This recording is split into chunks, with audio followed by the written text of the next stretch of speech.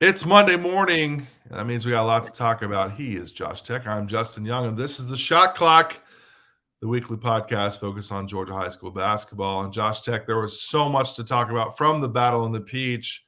And we had some of Georgia's best actually taking on some of Florida's best. And on top of that, we had the number one player in the class of 2023 playing the number one player in the class of 2025 nationally. So all eyes we're at Wheeler High School for this big event. Have you had a chance to kind of breathe and kind of think through what you just took in over the weekend? Yeah, at least I'm still working on breathing and I'm still working on kind of digesting it all. But that headlining game was certainly one that sticks with you for a while. That felt like big time high school basketball. I know when you were texting me, I could feel your energy through my phone about what was going on. And when you phrased it that way, number one in 23 and number one in 25, it was pretty good. I was a little jealous, even though I was at the Hoop Hall West in Scottsdale, Arizona. We had some high level teams going at it. I was significantly jealous of what you had going on there in Atlanta. So we'll talk about that. Obviously, we're going to talk about some other matchups we have. McEachern is a program that we're going to be watching pretty closely. They took on the Villages out of Florida. And we're going to talk about some other players that caught your attention throughout the course of the weekend at the Battle of the Peach. But it's this is we've talked about this every show. We talk about this every week over the last couple of weeks, how December is really one of the best months of the year for basketball in totality, whether it's prep basketball, high school basketball, college basketball, of course, pro basketball. There's so much action going on across the country. At any level that you want to find it, you can go do it. And let's start with the top, man. Let's talk about that number one versus number one matchup. Was it a game that was basically whoever scored last was going to win? Was it one of those type of matchups? It felt like it. Wheeler played from behind in the fourth quarter because in the third quarter, Cam Boozer went off for 14 points and he didn't miss a shot. So Wheeler was playing behind a little bit, but it was 73-70. So it did have that kind of last shot wins it kind of feel, and it didn't disappoint. A matchup with all this kind of hype and buzz surrounding it. A lot of the times you'll get a 10-point win, and it's just kind of not competitive throughout the entire way. This was not that. This was, back and forth the entire way. Wheeler would go on a run, then Columbus would go on a run, and it just ended up being one of those, marquee matchups that'll stick with you for a long time. Well, let's go to it. So Columbus wins 73-70. Big win, major win, really, to go to Wheeler's floor to get that type of victory. Explain how that happened, if you can. The Boozers. I mean, if I could just put it in one word, it would be the Boozers. They were tremendous. Caden Boozer, this is the best I've seen him play in an entire game. He was the guy throughout the entire game. Wheeler got Cameron Boozer. Sorry, I get the names mixed up a little bit. Wheeler got Cameron Boozer in some foul trouble in the first quarter, and they did a really good job defending him with Arrington Page throughout the first half. But then, like I said, in that fourth quarter, Cam Boozer showed that he's the number one player in the 2025 class by just exploding for 14 points. He was hitting shots from all over the place. He was dunking. Him and his brother were connecting for alley-oops. It just turned into the Boozer show in the second half, and that was the separator. I believe the two combined for 44 points, and that's just kind of what gave them the edge. Yeah, we've seen them quite a bit already this season at different points, really all over the country, and I think that's something that it's crazy to think when you scale it back, because they don't look like sophomores, right? Like physically, they're just kind of, it blows your mind to think that we're going to have basically 2.5 more high school seasons of these guys wreaking havoc on people across the country. So 73-70, 44 points from the Boozer brothers. Let's start with Caden Boozer. We always talk about Cameron Boozer. We're going to get to him, but I don't know. And this is the case, I think, a lot of times with twins, right? Like, it was funny. We've been doing a lot of research, you and me, on past classes and former or older rankings and kind of revisiting them. And one thing I noticed over the course of years is if there were twins and they were both good, we'd go, John Smith and Jason Smith, right? Like number 1, number 2, or number 12 and number 13 or whatever. And it's hard, I think, sometimes to, especially if they're identical twins, to like differentiate between the two. I mean, we just had it with the Thompsons. Right, exactly. We'll talk about more twins a little bit later, but with Caden and Cameron, it's kind of a fire and ice type of situation, isn't it? Yeah, it is. I mean, Cameron's gonna, Cameron deserves all of the praise he gets. It's not unjust praise. he's the 6'10", shoots it, does everything. But Caden has been tremendous. Like, Yeah. when I first saw him, he really impressed as an on-ball defender. But now it's kind of the totality of his game that's impressing. He's able to score at the rim. He's able to get there at will. He's really consistent finisher. He's made some tremendous passes, and then that defense is still there. So I think that he's the guy whose stock is still on the rise. Cam's stock can't rise any higher, but Caden's a guy whose stock is still on the rise.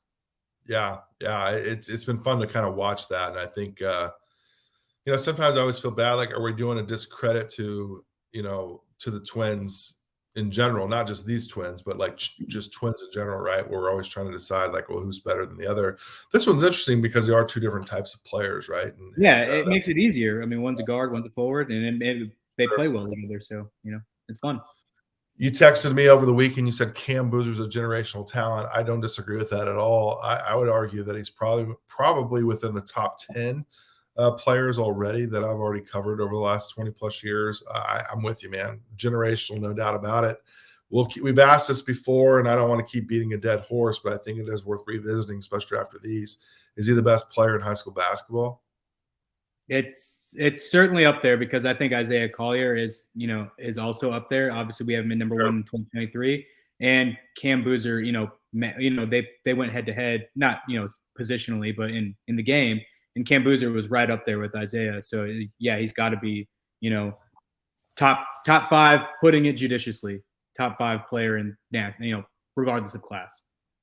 Like, do you realize like how unique of a matchup this was, right? To have 1 versus 1, like that doesn't happen very often.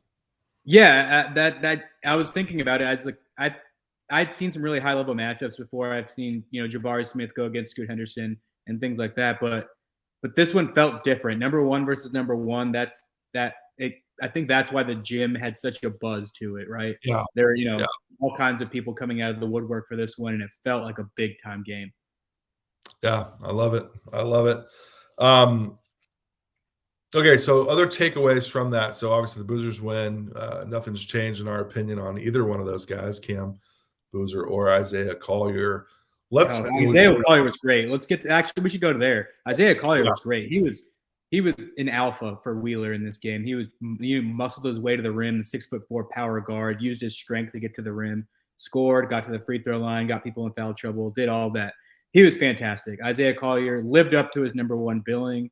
He even in a loss, it confirmed that he was the number 1 player in the country to me. He's a really smart player. He made some really savvy defensive plays, and I left even more impressed with him. Like, that could even be possible. I don't know who they play next, but I feel terrible for them. Tampa Catholic at City of Palms. Oh, really? That's their next game. Yep. There's no games between now and then for them? No, Wheeler's. As far as I know, Wheeler's going straight to City of Palms, and their next game is going to be Tampa Catholic. We know that you'll be down there for that, to cover that as well. Let's build. I'm not stopping Wheeler, by the way. I was at Wheeler last weekend. I was at Wheeler this past weekend. I'll be at City of Palms, where Wheeler will be this weekend. I'm not stalking you guys. You guys just happen to be playing in the right events. Hey, you know what? I'm not mad at it. For years and years and years, I was accused of being the sports information director for so many programs, Wheeler being one of them, Norcross, Milton, some of these other programs that we've seen come through the Peach State over the course of the last 20-something years. So let's keep going down the line. There, Andy Enfield was there, obviously, to see Isaiah Collier play. I know he had to be very pleased. And Arrington Page, how did Arrington play in this matchup? He was really good. He was matched up head to head with Cam Boozer, and Arrington did a really fantastic job at defending him in the first half. Obviously, Cam Boozer's going to get his, so that happened. But Arrington finished with 15 points, some really great dunks and all that, really great defense. He was fantastic. I don't think that Andy Enfield would have been disappointed by the 2 studs that he's got coming in in any regard. Who else caught your attention in this matchup? Jelani Hamilton, Iowa State commit for Wheeler. This is the best game I've seen since he transferred to Wheeler. He had 20 points. He was really aggressive in attacking the rim. His shot wasn't falling like it normally does, but he was still able to hit some timely threes. And he's really assertive on defense. I think that's one thing that the Wheeler staff wants out of him more, and he really showed it during stretches throughout this game. I love it. Yeah, Jelani Hamilton's a guy that we've talked about a lot, really, of being such an important piece to that historic Iowa State signing class they have coming in for the class of 2023. I have on our notes ranking the Twins. I should have talked about this earlier, but the Boozer Twins, I mean, in the modern era, I mean, we're talking about like I've got a stack. Okay, I've got the Lopez twins, I've got the Thompson twins, Amen and Sir Thompson, the Harrison twins from Kentucky fame, the Morris twins, Marcus and Markeith Morris, Jaron and Jason Collins come to mind from Stanford, and I'm trying to think of who else may be in this list over the last 20 or so years. Anybody come to mind for you? No, you've got all the guys that I would have asked you that question since you're the OG. But yeah, you got all the guys that would have come to mind, like the Lopez twins, the Thompson twins, the Morris twins, the Harrison twins. All would have been like right off the top of my head. I think you've got to put the Lopez twins first, and then the Marcus and Marquise Morris, the Thompsons. Who knows? I mean, we'll see what happens with those guys, and I think they'll obviously both get drafted very high. I'm curious to see how they do in the NBA, but yeah, man, the Lopez twins, those dudes have been playing a long time at a high level. Yeah, I mean, there's no stop with them. Like, I feel like they find ways to reinvent themselves throughout their NBA careers. Yeah, no kidding about it. The Hendricks brothers, actually, at Central Florida, same kind of deal, right? One's a big. Oh, Taylor's been awesome this year too. Taylor's been phenomenal. Which, if you've read anything on our site, we've been preaching it from the mountaintops all season long. 17 points, I think 9 rebounds a game, 7 rebounds a game. Yeah. Shooting like 50% from 3. Phenomenal season for him. So speaking of big guards or big wings or big forwards from Florida that can shoot, you saw the Villages taking on McEachern. McEachern's got a guy that we've been talking about for quite a long time of moving up even more in the rankings. That's Ace Bailey taking on Sam Walters from the Villages in Florida. Give me your insight on that matchup. Who won? What was the breakdown for you? McEachern won the game, but there were stretches in which, like, if you weren't looking at the scoreboard, you wouldn't have been able to tell because Sam Walters was the player on the floor. Like, he won over the Georgia crowd pretty quickly with some, with high motor. He was relentless. He didn't play as to what the score indicated. They were down, around 10 for most of the game. Sam Walters was still playing like the game was within, 1 or 2, his motor never stopped. He was working, working his tail off throughout the entire game.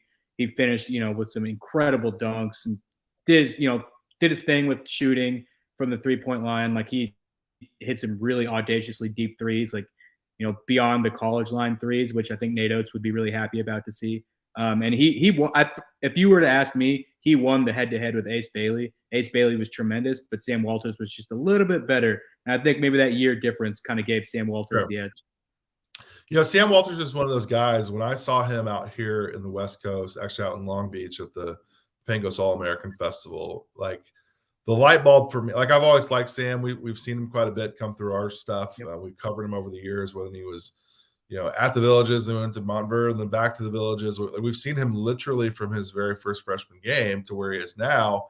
And I think the guy's got a chance to be a professional basketball player at the highest level because of his size, because of his shot-making ability. He's very, very thin, but I do think that motor paired with his shot-making ability. We've seen guys in the NBA that are very specialist in that category of a specialist, and I think Walters can be that guy.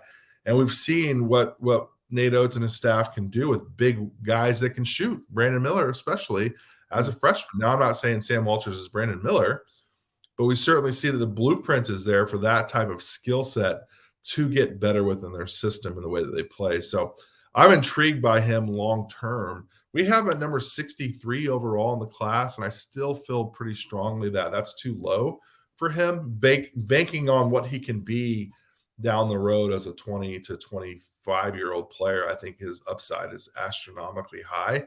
And I'm glad to see that he played really, really well in that matchup. But with Ace Bailey, also a guy that has tremendous upside, also a guy that we're super intrigued by.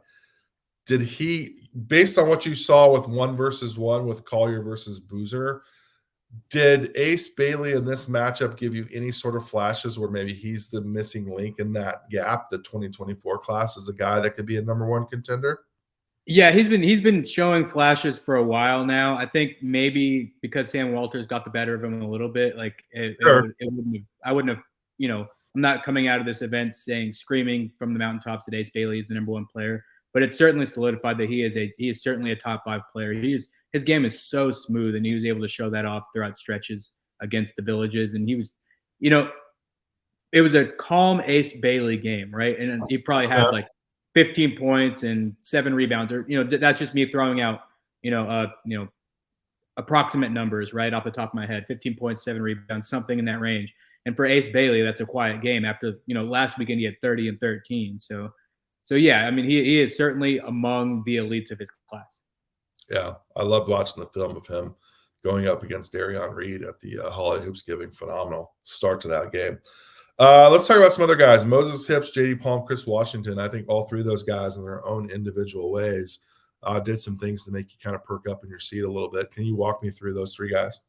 Yeah, so let's start with the McEachern duo of Moses Hips and J.D. Palm. Moses Hips led the way with 17 or so points. Really fantastic scorer, shoots the ball really well, can really get to his shot. I think at the next level, he'll be like a top 100-ish kind of scoring guard, right? He's a guy that's a pure scorer. He's meant to score, and he really showed that off against the Villages. He was fantastic. J.D. Palm, high-end 5-star-ish kind of sophomore, really big, really physical, really impacted the game on the glass, and was able to assert himself around the basket. I thought he did a lot of great things in this one. And then Chris Washington from the Villages, 6'7" freshman. I got to see him for the first time at the Hoop Exchange Fall Festival down there in Orlando area. And he, at that point in time, he was like, all right, this guy's going to be a dude. And he solidified it in this game. Like, there was a stretch in this game where he finished a dunk through contact, and the contact came from J.D. Palm, who, if you've seen him, is not a slight guy. He's a really strong, muscular guy. And Chris Washington is a pretty thin guy for his age. He's obviously not, physically developed quite yet, but he's able to finish through contact on a dunk against J.D. Palm. And on the other end, he soared up for a block and blocked the shot. So, he showed flashes of what he can be down the line. Yeah, I'm intrigued by him. I saw a bunch of film of him from June, right, from the high school event in Atlanta. I'm super intrigued by him. Moses Hips, I had to write that down, top 100. We'll see if we can. We're building our list of extending that rankings list out. And again, you talk about J.D. Palm. I mean, the South 2025 and 26 classes is looking like it is not only good, but big, which we haven't seen in quite some time, just how big and impressive. Yeah. This 2023 class in Georgia, in Georgia at the least, is guard heavy at the top. Yeah. I think it's mostly guards. But for 2025 and 2026, it's a lot of forwards, dominating the top of the rankings right now. I mean, that's my favorite kind of ball, bro. Getting a bunch of big dudes out there doing what they do. Let's go through your list of other guys that stood out. They had a nice variety of teams from all over the South. Knoxville Catholic came down. They got a guy on their roster that you're pretty intrigued by too. Yeah, DeAndre Lindsay, 6'8" forward. He's a sophomore. He's already got the physical part of the game down. He's really well put together, 6'8", right? He's not the lean, lanky kind of guy. He's really strong, really muscular, and he really used that to his advantage on the glass. He left Atlanta with 17 rebounds total, and he would have had more, but they kind of had a runaway game in which he sat for the entire fourth quarter. So he really asserted himself on the glass. He was really aggressive around the basket on offense, but he was able to step out and hit some 3-pointers as well. So it kind of showed some promise as a shooter, in that regard. And I think he's another guy who, when we expand our 2025 rankings, he'll be included in the top 100. I got to talk to him for a second. He's got some SEC interest in some, schools like Georgetown and stuff like that. Obviously, it's way too early in that process, but those are some, the type of schools they're expressing interest in kicking the tires on him right now. Again, big guy, 2025. I mean, there's a theme. It seems like every time we do a show, there's another guy that we're putting on the list of these big guys for 2025. So that's exciting to see moving down the road. And a game that had a guy going to Michigan and Chris Anderson and a guy going to Kansas State and Day Ames, there was another player on the floor that you thought, man, this dude is not messing around. Who did you see? Who'd you like?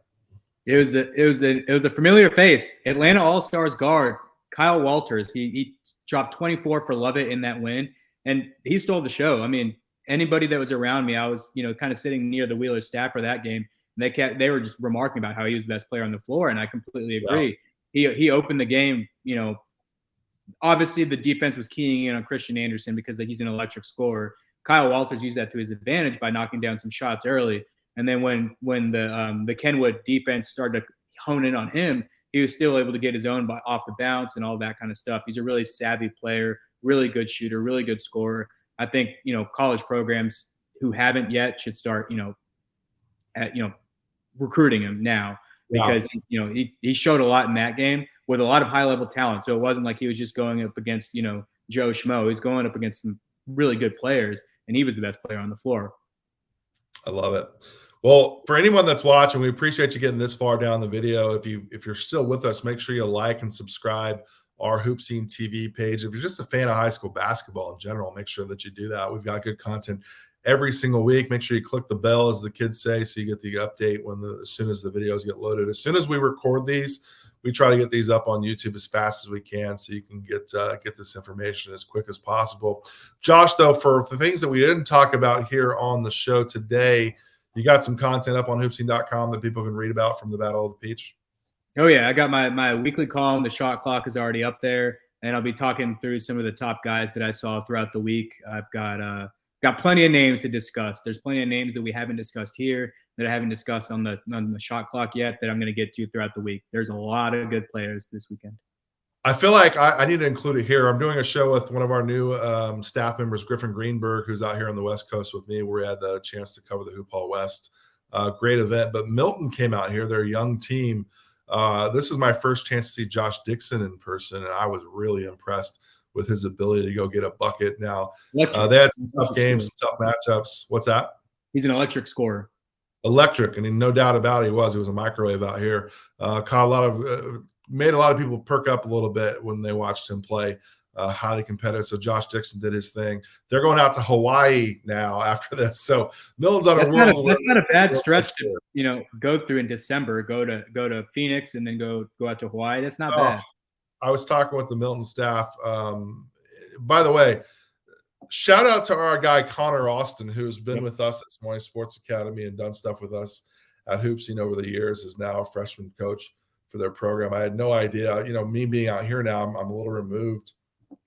I was so happy to see him on the staff, and man, it just makes my heart happy to see him kind of doing his thing and being a part of their program. But listen to this. So they came out here to Phoenix, right? We had some pretty good weather this week out here in Arizona in December. I always forget that it's December when everyone else is getting snow and gray skies. But they're going to go to the Grand Canyon as a team. Now they're going to go out to Hawaii. I mean, they're getting the full Great American tour on their West Coast trip. So, hey, man, if you're a Georgia team, come see me out here in Arizona and do the same thing Milton did and get on that tour, man. Take up the RV and see what you can go see. So, but you're doing the same thing too, Josh, aren't you? You headed down to Florida, City of Palms, first time, I think.